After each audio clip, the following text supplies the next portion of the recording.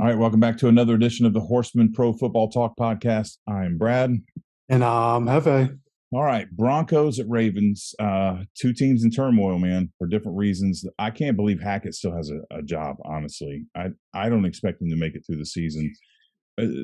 This is one of those, man, as much as I hate to admit this, kind of like Reich. I mean, I thought Reich was the man for the job, but at the point he was fired, he was now doing more harm than good. And I think Hackett is now doing more harm than good. There's no reason. And he may go on somewhere and win 4 Super Bowls somewhere. I don't know. But right now, Bronco fans deserve better. This is a shit show, man. It is bad. The Broncos are in the trick bag. They need someone to come in and fix Wilson. I mean, I don't know what's going on. Maybe I don't know if it's just Hackett. There was some dissension on the sidelines yesterday. I don't know if you saw. Defensive tackle Mike Purcell got into Wilson's ass about something. I'm sure they're frustrated. But when you're making $245 million, you're responsible even if you aren't, right? And I don't know that Wilson's leader, from what I've read, I don't know his leadership skills. Somebody's got to come in and fix this, man. He's a little weird and he's not real personable. And if the players completely turn on him, the Broncos are fucked. Their only hope is to find a coach to come in and salvage this situation and get this shit turned around. They better start looking ASAP. They don't have any more time to waste. The Ravens, on the other hand, they took a direct kill shot to their ego yesterday. That was brutal. The way they lost. I mean, good teams lose to bad teams. It happens every year. But I mean, just the energy in that entire game and the way that thing happened, that was a flat kick in the balls.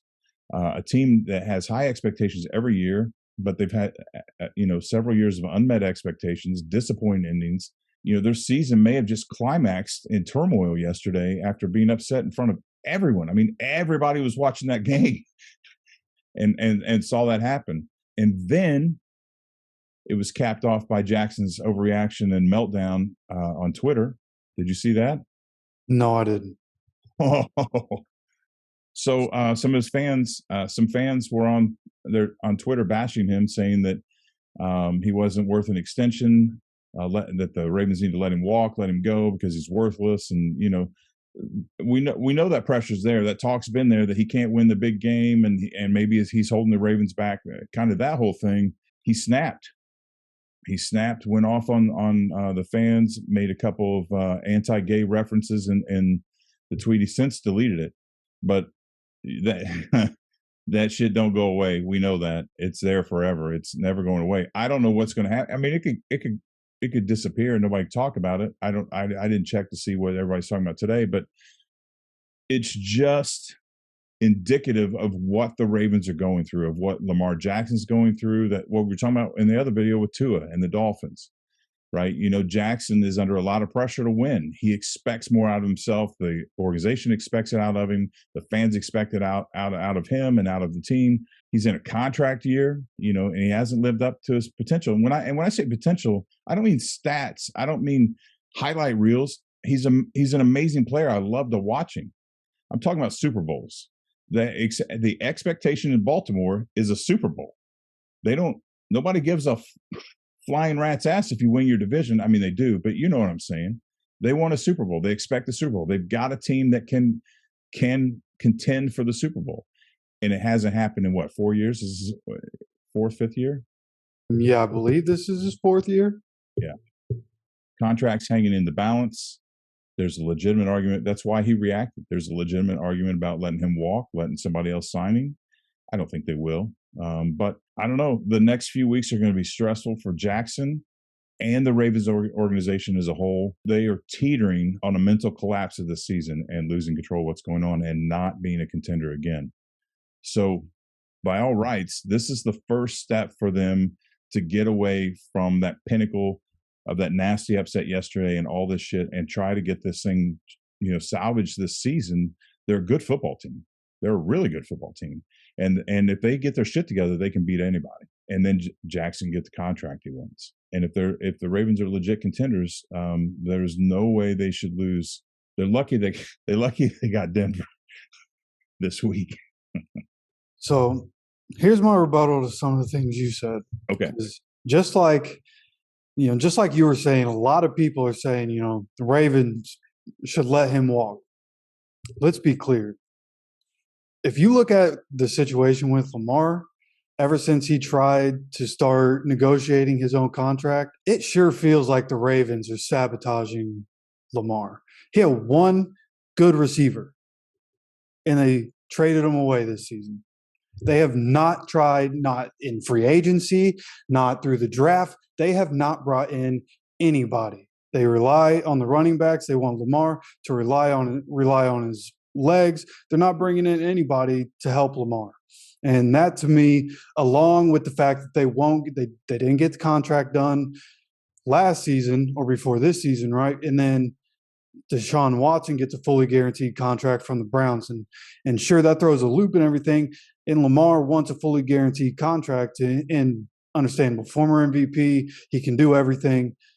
They got to help him out. Like, you got to imagine if he had a couple receivers, like you put him, switch Patrick Mahomes and Lamar Jackson.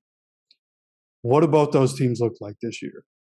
Like, it's drastically different. Lamar Jackson's probably easily the MVP this year if he's on the Chiefs. So I don't think it's so much on Lamar. A lot of people want to hate on him. I think they have to do a better job of helping Lamar. So I don't think he's going to re-sign there anyways. I think when they stop contract talks this year, I think he's done with it.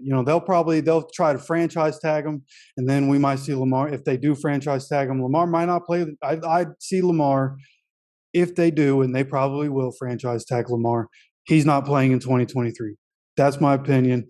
That's what I think is exactly going to happen. I don't think Lamar wants to resign there. Like, the fact that they won't give him the money he wanted is disrespectful to him. The way that they won't build that offense around him, it's disrespectful. So that's the way I feel about it. But when it comes to this game, does that matter to me? No. You know what I mean? I don't think the Ravens are going to walk up and down the field on the Broncos because that defense is elite, but that defense also has injuries right now to some of their best players. So I think the Ravens will be able to do enough to keep the Broncos at a top 5 pick, which, by the way, is being sent to Seattle. Oh, that's great. Great points about Jackson. Kind of to tie what you said and I said together, it goes back to the Russell Wilson thing. If you want that kind of money, then you're responsible, even if you aren't. And the situation is unfair. And we've talked about, running quarterbacks, your legs give out, and the guy needs to develop his passing game.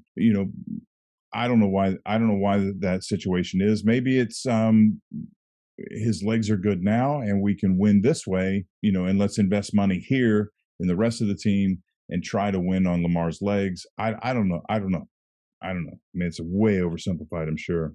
But that's interesting that you think that he will walk, that he won't stay. So you heard it here first. Hefe Sooth saying again. It ain't a guess. That's what it's going to be. That's right. And I would love to know what you think about this game, what you think is going to happen, who you think is going to win. You let me know down in the comments. Don't forget to hit the like button. Don't forget to subscribe, and we'll see you for the next video.